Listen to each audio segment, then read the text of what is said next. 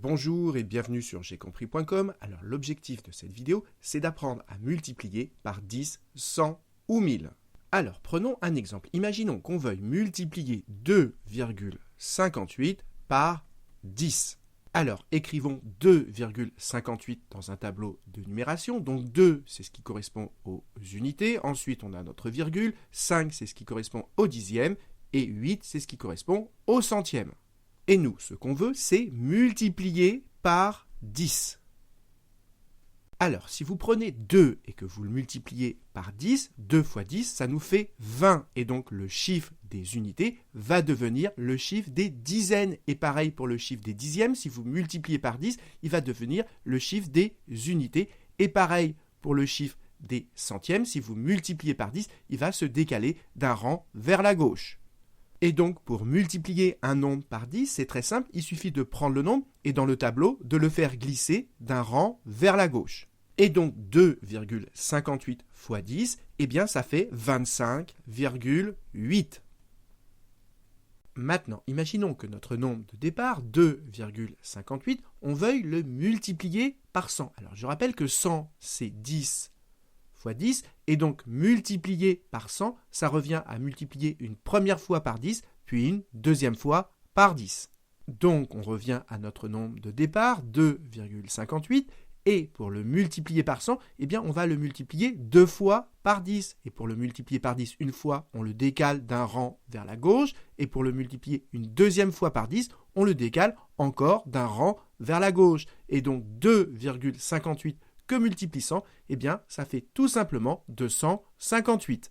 Et si maintenant, notre nombre de départ, on voulait le multiplier par 1000, donc on revient à notre nombre de départ, et vous l'avez compris, pour le multiplier par 1000, ça revient à le multiplier 3 fois par 10. Donc on le fait glisser une fois vers la gauche, une deuxième fois vers la gauche, et une troisième fois vers la gauche. Et comme ici, dans le chiffre des unités, il n'y a rien, on complète en mettant un 0. Et donc, ça veut dire que quand on fait 2,58 fois 1000, eh bien, ça fait 2580. 2580.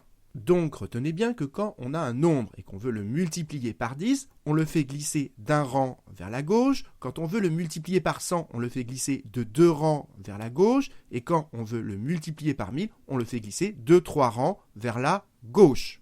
Alors, cette technique de faire glisser le nombre, elle permet de bien comprendre, mais sur une copie, faire glisser un nombre, ça n'est pas pratique, et donc on va voir une deuxième façon de voir les choses.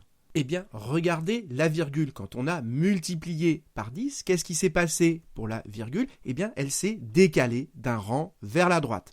Et regardez, faire glisser votre nombre d'un rang vers la gauche, eh bien, ça revient à décaler la virgule d'un rang vers la droite. Regardez, on le refait. Je fais glisser mon nombre vers la gauche. Regardez, la virgule, elle recule d'un rang vers la droite.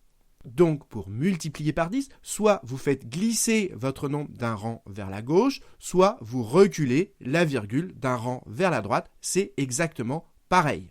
Voilà, c'est ce que je vous ai résumé ici. Quand on multiplie un nombre par 10, ça revient à le faire glisser d'un rang vers la gauche. Autrement dit, le chiffre des unités devient le chiffre des dizaines. C'est ce que je vous ai écrit ici. Et une autre façon de voir les choses, c'est que multiplier par 10, ça revient à décaler la virgule d'un rang.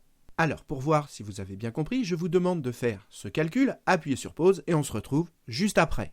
Alors, première façon de faire, c'est d'utiliser le tableau. On écrit notre nombre dans le tableau, donc 3,0125.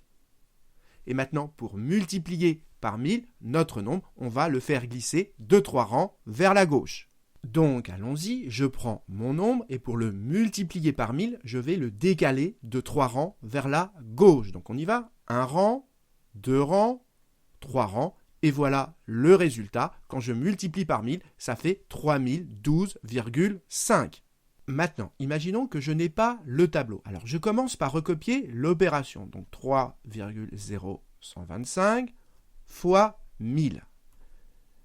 Alors, c'est égal à quoi? Alors, je recopie le nombre tel quel. 3,125.